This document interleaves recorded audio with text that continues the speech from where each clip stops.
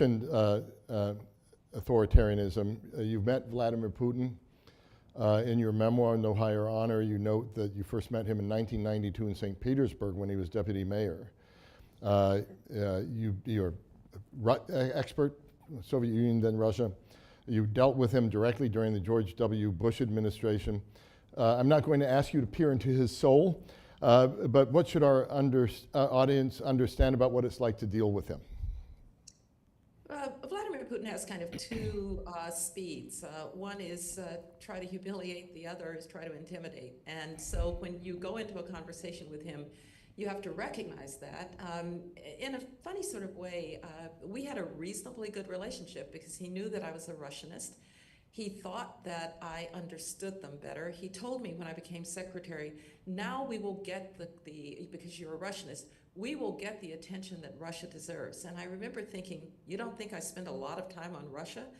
But it said something about the sense of insecurity about Russia's place in the world. And that is a long historical story about Russia's, between the East and the West, trying to carve out a special place in the role. And I think it explains some of who Vladimir Putin is. I think it explains some of his appeal to Russians. Not all Russians, by the way. 1 million of them have left in response to this war.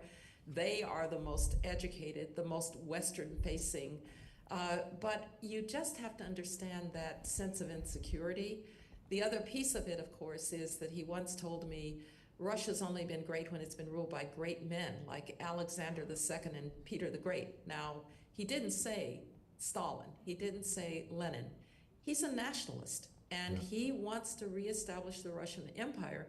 And you can't have a Russian Empire if there's an independent Ukraine. And so understanding that this is a kind of messianic state in which he finds himself is also important. I think, Fred, that was always there. One question is why now in 2022, given that the impulse was always there? And perhaps we have to be a little bit aware that our credibility is awfully important in stopping Putin's ambitions. And so I do think the withdrawal from Afghanistan was a problem for American credibility. I think the underreaction in 2014 to Crimea was a problem for credibility. Some would say even 2008 in Georgia, when it was hard in the middle of a financial crisis to get an international response. So when you're dealing with somebody whose modes are, intimidate, you have to be sure that you are credible, and building our credibility through Western response to the Ukrainian aggression is important to stopping him going forward. Thank you for that.